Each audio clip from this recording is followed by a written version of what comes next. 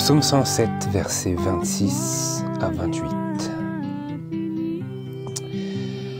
Ils montent aux cieux, ils descendent aux abîmes. Leurs âmes se font d'angoisse, ils tournoient et chancellent comme un homme ivre.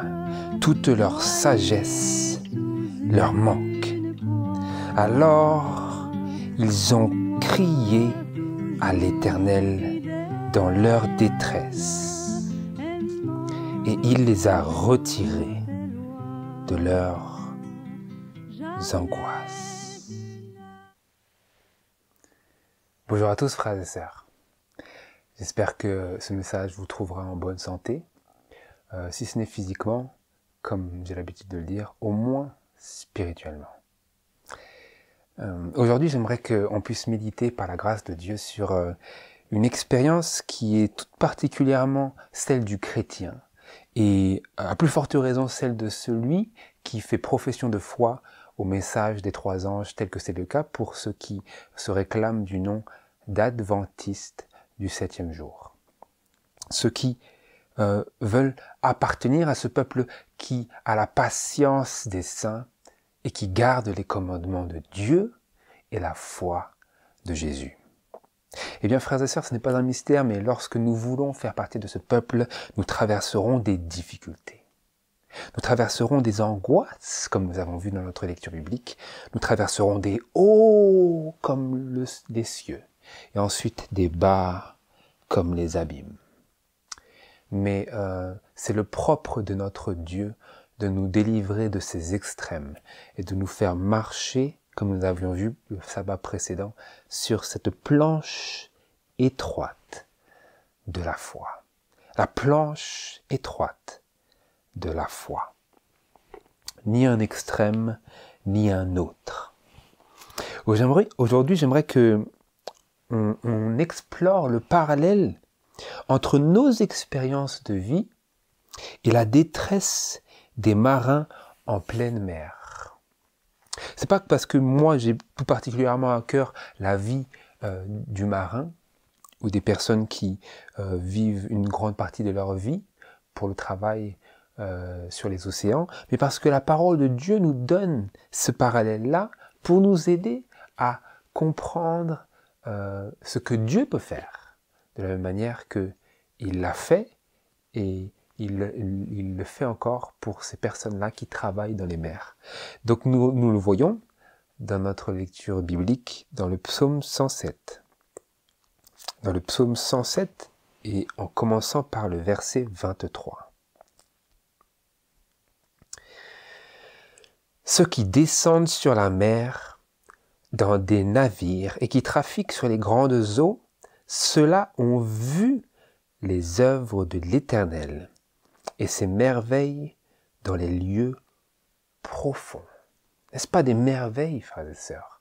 Cette immensité des océans tels qu'ils existent aujourd'hui sur notre terre, sur la surface, sur une grande partie de la surface de cette planète, ces vastes océans que nulle personne ne peut dompter et qui effraient l'entendement humain. Ces corps d'eau sans limite, pourrait-on presque dire, à notre intelligence humaine, ils sont comme sans limite, sans limite. Et quand vous regardez au bord de la plage, cet horizon sans fin, n'est-ce pas quelque chose qui excite de la révérence. Ceux-là ont vu les œuvres de l'Éternel et ses merveilles dans les lieux profonds. Verset 25. Il parla et fit lever un vent de tempête qui souleva les vagues de la mer. Ils montent aux cieux, ils descendent aux abîmes, leurs âmes se font d'angoisse à cause de ces terribles mouvements des mers. À un moment, ils sont projetés vers le haut par ces gigantesques vagues, mais l'autre moment, ils sont plongés par la phase descendante de ces vagues déferlantes. Leurs âmes se font d'angoisse. Vous n'avez aucun contrôle. Vous êtes à la merci des vagues et de la tempête. Il n'y a pas de sol ferme sur lequel vous pouvez compter. Tout est dépendant de cet océan qui n'est pas fixe. Ce sont des parallèles, frères et sœurs, c'est donné pour nous aider à distinguer, comme nous allons pouvoir le voir par la suite, à quel point ce n'est réellement qu'une illustration pour notre vie sur la terre.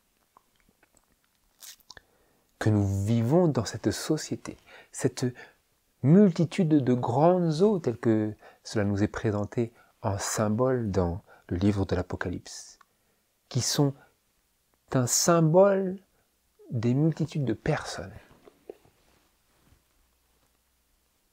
Verset 27. Il tournoie et chancelle comme un homme ivre. Toute leur sagesse leur manque. En anglais, c'est they are at their wits' end. C'est-à-dire qu'ils sont à la fin de leur sagesse, à la fin de leur compréhension, à la fin de leur capacité. Ils sont menés à la fin de toute leur capacité et de toute leur sagesse, parce que les événements les dépassent. Réfléchissez, frères et sœurs, c'est un parallèle, une illustration réelle. C'est une réalité, mais c'est une illustration, comme souvent la Bible nous en donne. Ils tournoient et chancellent comme un homme ivre, toute leur sagesse leur manque.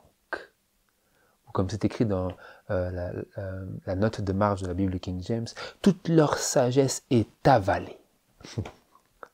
Il n'y a plus rien. Il n'y a plus rien sur quoi ils peuvent se fier et dépendre, dont ils peuvent dépendre. Alors, verset 28, alors ils ont crié à l'Éternel dans leur détresse, et il les a retirés de leurs angoisses. Il arrête la tempête, la changeant en calme, et les ondes se taisent. Ils se réjouissent alors de ce qu'elles sont calmées, et il, Dieu, les conduit au port qu'ils désiraient. Qu'ils célèbrent la bonté de l'Éternel et ses merveilles envers les fils des hommes, qu'ils l'exaltent dans l'assemblée du peuple, qu'ils le louent dans le conseil des anciens. Verset 29. Il arrête la tempête, la changeant en calme, et les ondes se taisent. Et ensuite, verset 30, il les conduit au port qu'ils désiraient. C'est ce que Dieu fait pour ceux qui travaillent dans les mers. Mais parce que c'est, comme nous allons le voir, parce que c'est définitivement, sans l'ombre d'un doute, une illustration de notre vie sur la terre et de ces obstacles, de ces difficultés. Eh bien, c'est aussi ce qu'il est prêt et qu'il peut et désire faire pour nous. Verset 26, nous avons vu. Nous aussi, nous traversons spirituellement ce genre d'expérience. Ils montent aux cieux et descendent aux abîmes. À travers les tempêtes de cette vie, nous montons jusqu'aux cieux, puis nous descendons aux abîmes. Nous sommes précipités d'un extrême à l'autre. D'un extrême positif, ou qui semble positif, à un extrême négatif, qui semble et qui est négatif.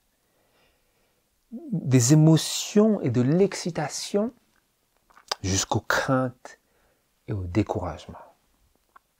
Mais pour toutes ces choses-là, quelles qu'elles soient, celles qui semblent positives et celles qui sont sans l'ombre d'un doute négatives, pour toutes ces choses-là, nous avons besoin sans distinction du secours de Dieu.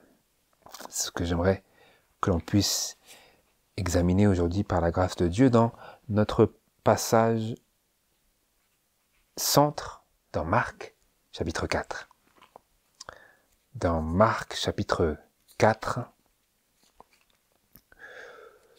où nous voyons et précisément cette expérience-là, au sujet de laquelle nous lisons que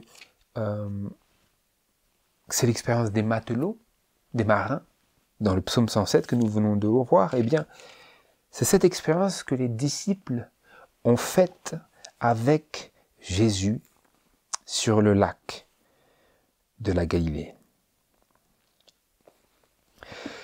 Dans Marc chapitre 4, verset 35, je lis.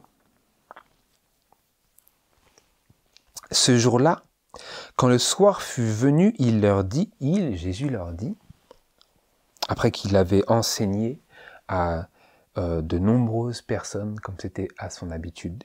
Ce jour-là, quand le soir fut venu, il leur dit, passons de l'autre côté de l'eau.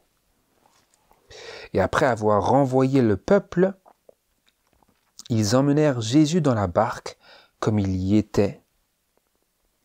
Et il y avait aussi d'autres petites barques qui l'accompagnaient. Alors s'éleva un grand coup de vent, et les vagues entraient dans la barque, en sorte qu'elle commençait à s'emplir. Mais Jésus, était à la poupe, dormant sur un oreiller. Et ils le réveillèrent et lui dirent, « Maître, ne te soucies-tu point de ce que nous périssons ?» Mais lui, étant réveillé, parla avec autorité au vent, et il dit à la mer, « Tais-toi, sois tranquille. » Et le vent cessa, et il se fit un grand calme. Puis il leur dit, « Pourquoi avez-vous peur? Comment n'avez-vous point de foi ?» Et ils furent saisis d'une fort grande crainte, et ils se disaient l'un à l'autre, « Mais qui est celui-ci que le vent même et la mer lui obéissent ?» Donc nous connaissons cette histoire, mais j'aimerais que nous puissions prendre du temps et écouter l'élargissement de l'esprit de prophétie qui nous aide à méditer attentivement sur la leçon qui nous est présentée dans cet événement-là, où à la fois les disciples et Jésus étaient présents. Je le lis dans le livre Jésus-Christ, à la page 325, jusqu'à la page 326. Libéré enfin de la foule qui l'a pressé, vaincu par la fatigue et par la faim, le Sauveur s'étend au fond du bateau et ne tarde pas à s'endormir. La soirée avait été calme et agréable, les eaux du lac tranquilles. Mais soudain, les ténèbres couvrent les cieux, le vent se met à souffler avec impétuosité à travers les gorges de la côte orientale et une effroyable tempête éclate sur le lac. Tout allait bien, la journée avait été agréable et tout d'un coup, soudainement, tout change. Et les choses deviennent sombres et ne préconisent rien de bon. Le soleil s'étant couché, une nuit noire couvre la mer démontée. Des vagues furieuses, soulevées par la bourrasque, se jettent sur la barque des disciples, menaçant de l'engloutir. Ces pêcheurs courageux ont passé leur vie sur le lac et guidé leur barque à travers plus d'une tempête. Mais à cette heure, leur force et leur habileté ne servent à rien. Ils ne sont plus que les jouets impuissants de la tourmente, la barque s'emplit d'eau et leur espoir s'évanouit. Donc ils sont passés de quelque chose de très positif à quelque chose de, comme nous avons vu, très négatif. Nous avons vu cela, précisément dans le psaume 107. Ils montent jusqu'aux cieux et ils descendent jusqu'aux abîmes. Leurs cœurs se font en eux. Ils sont dans l'angoisse. Ils avaient eu l'habitude de faire face à ce genre de choses, mais là, à cette heure, leur force et leur habileté ne servaient à rien. Ils ne sont plus que les jouets impuissants de la tourmente. La barque, elle se remplit, et leur espoir, il s'évanouit. Je continue. Absorbés par les efforts qu'ils font pour se sauver, ils ont oublié que Jésus est à bord. Ils ont oublié. Est-ce que vous oubliez aussi? Nous allons y aller. Devant la vanité de leur tentative, n'ayant plus devant eux que la perspective de la mort, ils se souviennent enfin de celui qui leur a donné l'ordre de traverser la mer. Leur unique espoir réside en Jésus. Allons-y tout de suite dans le parallèle ici. Parce que ça serait trop bête d'attendre la fin de toutes ces déclarations de l'esprit de prophétie pour commencer à sortir la leçon. Je pense que c'est maintenant que nous pouvons d'ores et déjà la relever. Qu'est-ce que c'est? Absorbés par les efforts qu'ils font pour se sauver, ils ont oublié que Jésus est à bord. Et quand nous traversons ces tempêtes de la vie, nous arrive-t-il aussi, ou plutôt je devrais dire, il nous arrive aussi d'être si absorbés par nos propres efforts de nous sauver des difficultés auxquelles nous sommes confrontés, que nous oublions que Jésus est à bord. Que Jésus est à bord de notre bateau, de la barque de notre vie. Et ensuite, quand ils reviennent à leurs esprits, nous lisons que devant la vanité de leur tentative, n'ayant plus devant eux que la perspective de la mort, alors, ils se souviennent enfin de celui qui leur a donné l'ordre de traverser la mer. C'est très très précis, c'est très important aussi, parce que ils se sont rendus compte qu'ils avaient désormais à nouveau besoin de celui qui leur avait donné l'ordre de traverser. Ils se sont rendus compte, pourquoi suis-je là? Jésus m'a envoyé là, et Jésus peut m'aider à traverser ce qu'il m'a demandé de faire, demandé de traverser.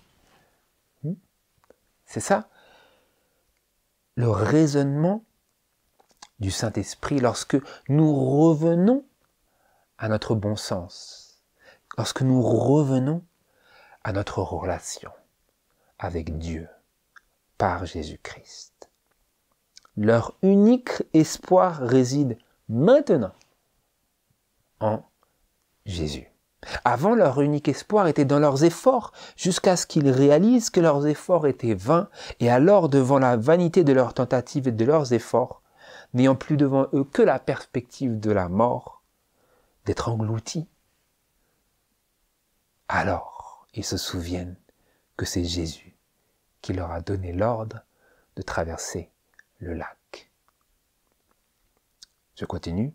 Ils l'appellent Maître, Maître. mais la densité des ténèbres le dérobe à leur regard. Les voix se perdent dans le bruit de la tempête et ne reçoivent aucune réponse. Ils se sentent assiégés par le doute et par la peur. Jésus les aurait-il abandonnés? Ne peut-il maintenant aider ses disciples? Celui qui a vaincu la maladie, les démons, la mort elle-même, les oublie-t-il dans leur détresse? Il lance un nouvel appel auquel seul le cri de la tempête en furie répond. Déjà la barque s'enfonce. Encore un instant et selon toute apparence, ils vont être engloutis. Donc ils ont appelé, mais ils n'ont pas eu de réponse. Et les choses semblent s'aggraver, en dépit de leurs cris. Comprenez? Est-ce que ça vous arrive d'être dans le désespoir vis-à-vis de votre situation et vous criez à Dieu et cela ne semble rien changer? Mais Dieu n'a-t-il pas entendu? Donc pourquoi le délai? Comme nous avons vu le sabbat précédent, le fait que nous ne semblons pas recevoir de réponse ne veut pas dire que Dieu n'a pas entendu. Simplement, c'est précisément dans les ténèbres, comme les disciples étaient à ce moment-là, dans ces ténèbres-là, c'est précisément dans les ténèbres, c'est précisément à ce moment-là qu'il nous faut faire preuve de foi. C'est tout le concept de la foi, c'est que ce n'est pas ce que je vois. Donc, si je vois ce que j'espère, je n'ai plus besoin de foi pour l'espérer. Mais la foi, c'est que nous croyons en ce que nous ne voyons pas avant même de l'avoir vu et de l'avoir connu. Et donc ils ont lancé ce nouvel appel auquel seul le cri de la tempête en furie a semblé répondre. Alors oui. Déjà la barque s'enfonce. Encore un instant et selon toute apparence, ils vont être engloutis. Selon quoi? Selon toute apparence. Les apparences disent une chose, mais les apparences ne sont pas la réalité. La réalité, c'est ce que Dieu dit, c'est ce que Dieu a promis. Et la réalité va aussi dépendre de là où nous avons placé notre foi.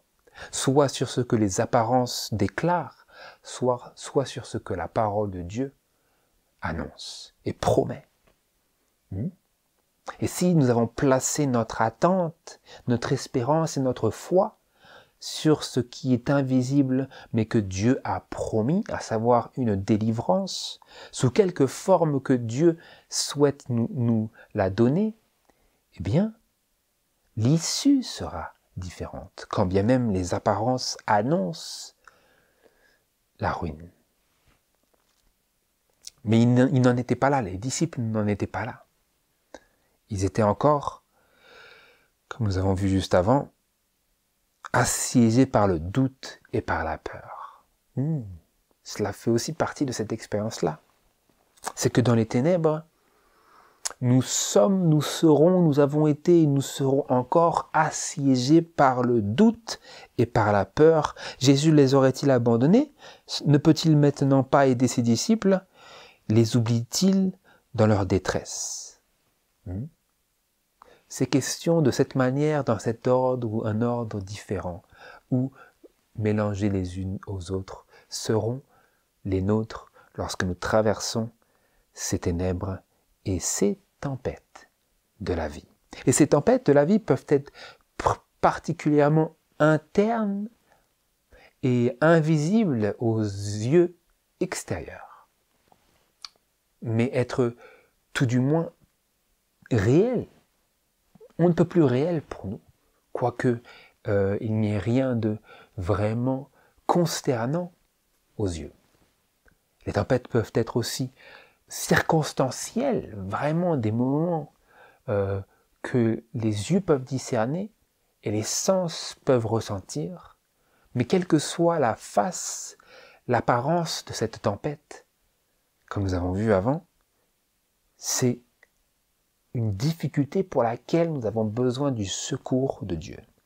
Et ici, les disciples savaient qu'ils avaient besoin, ou en sont venus à cette réalisation que leurs tentatives et leurs efforts étaient vains, et qu'ils avaient besoin de Jésus. Ils ont appelé Maître, Maître. Ils n'ont pas eu de réponse. Ils ont appelé encore.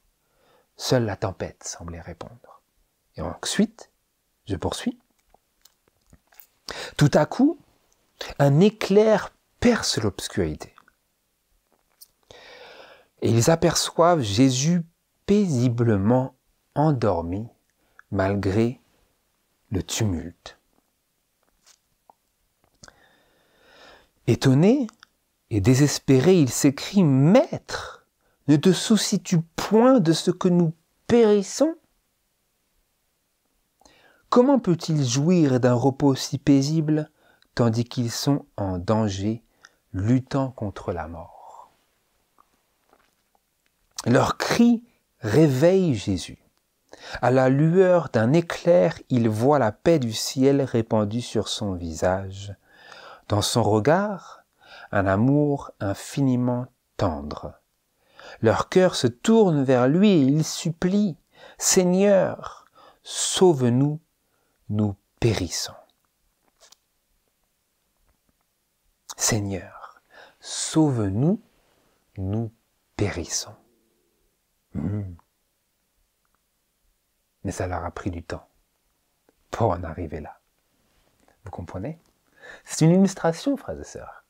Ça leur a pris du temps pour en arriver à déclarer cet aveu de leur impuissance et de leur perte sans lui. Mais ils en sont amenés à déclarer cela à Dieu, à Jésus, lorsqu'ils ont vu et ils ont été rappelés l'amour de Dieu dans le regard de Christ. Qu'est-ce qu'ils ont vu ? À la lueur d'un éclair, ils voient la paix du ciel répandue sur son visage, dans son regard, un amour infiniment tendre.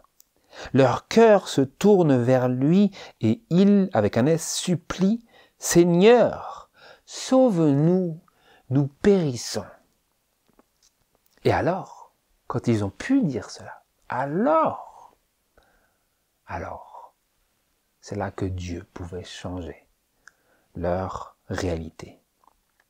Je lis, « Jamais un tel cri n'est resté sans réponse. » Jamais un tel cri n'est resté sans réponse. Les disciples tentent un dernier effort avec leur rame et Jésus se dresse. Debout au milieu des disciples, tandis que la tempête fait rage, que les vagues s'élèvent autour d'eux et que l'éclair illumine son visage, il étend la main, cette main si souvent occupée à des œuvres de miséricorde, et il dit à la mer en furie, « Tais-toi, sois tranquille. » Le vent s'apaise, les vagues se calment, les nuages se dissipent et les étoiles recommencent de briller. La barque glisse sur une mer tranquille. Alors, se tournant vers ses disciples, Jésus leur demande tristement, « Pourquoi avez-vous peur ? Comment n'avez-vous point de foi ?»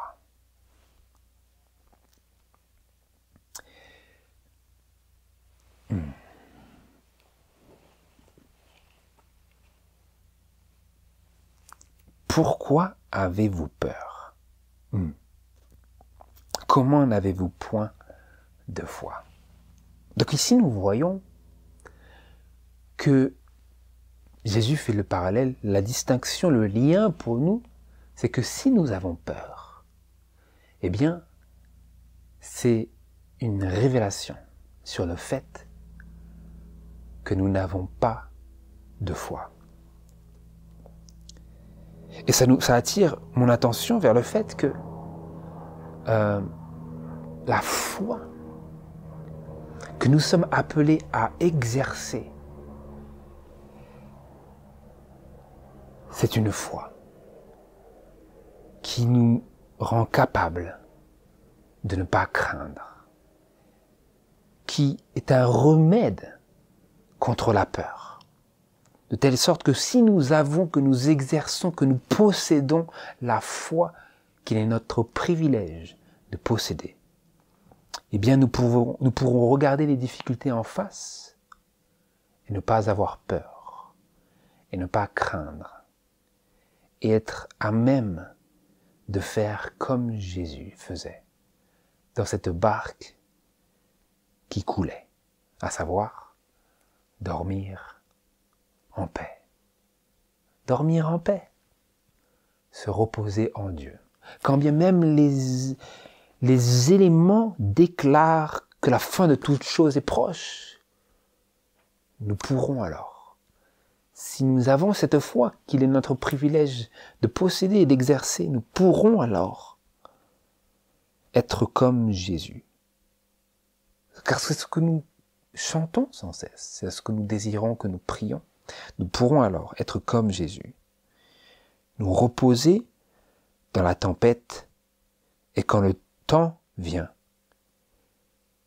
pouvoir demander à Dieu de faire taire la tempête, tout en remettant à lui, en nous abandonnant à sa parfaite volonté, qu'il le fasse s'il le désire, et à sa manière, et en son temps, selon son bon vouloir. Et là, nous lisons, encore une fois, à la page 327 du livre Jésus-Christ, ceci. De même que Jésus se reposa par la foi sur les soins du Père, de même, nous devons nous reposer sur les soins de notre Sauveur.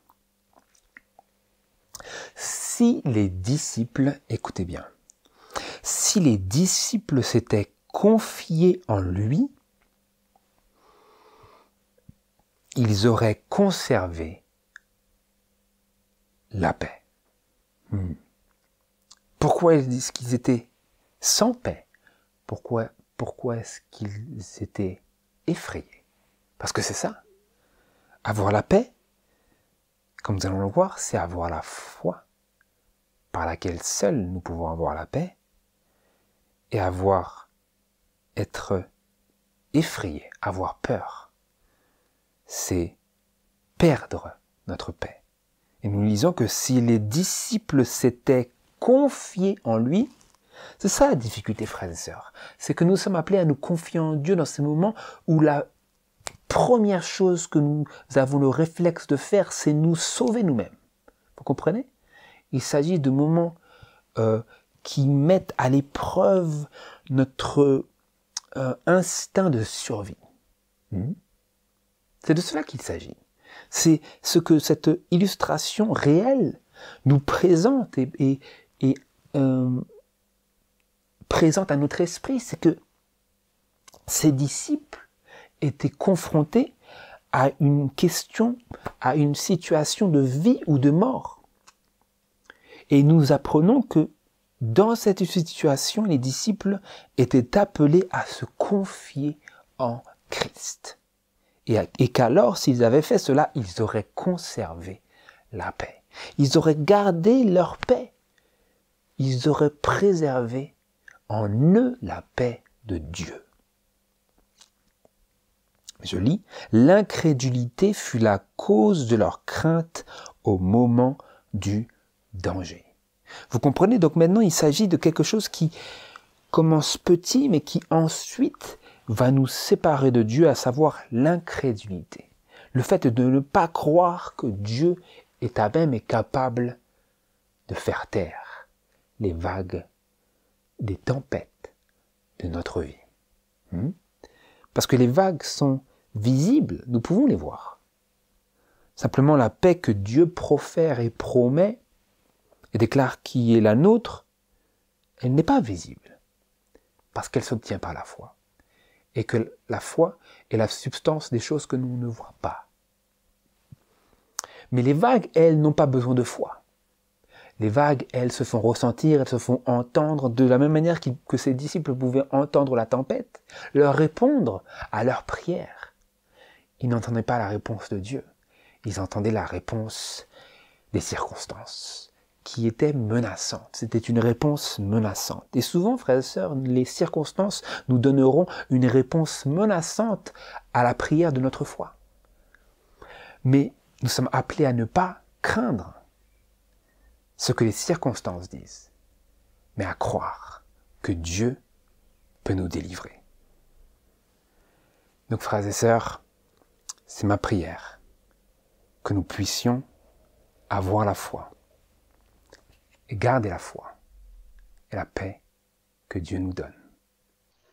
Et je voulais conclure par ces paroles de Jésus dans Jean chapitre 14 verset 27 où il nous dit « Je vous laisse la paix, je vous donne ma paix, je ne vous la donne pas comme le monde la donne, que votre cœur ne se trouble point et ne craigne point. » Et donc les disciples étaient tentés de craindre et en effet ils ont craint et ils ont été troublés. Mais nous sommes appelés à apprendre de leur expérience en comprenant que la paix que Dieu nous donne, que Jésus nous a laissée, ce n'est pas la paix qui est comme celle que le monde donne, mais c'est la paix qui vient par la foi en lui. Et donc, en effet, nous avons lu que si les disciples s'étaient confiés en lui, ils auraient conservé la paix. Et donc, nous, quand nous sommes tentés de nous troubler et de perdre notre paix et d'avoir peur face aux circonstances, eh bien, nous sommes appelés à avoir la foi. Comme il a dit aux disciples, « Pourquoi avez-vous peur? Comment n'avez-vous point de foi ?» Pour ainsi dire, si vous aviez eu la foi, vous n'auriez pas eu de peur. Et donc nous, quand nous sommes tentés d'avoir peur, frères et sœurs, eh bien puissions-nous avoir cette foi qui donne la paix que le monde ne peut pas donner, à savoir la paix que le monde ne peut pas nous prendre. Puisse le Seigneur vous bénir et nous bénir abondamment dans cette méditation, à savoir, je vous laisse la paix, nous a dit Jésus. Je vous donne ma paix. Je ne vous la donne pas comme le monde la donne. Que votre cœur ne se trouble point et ne craigne point. Amen.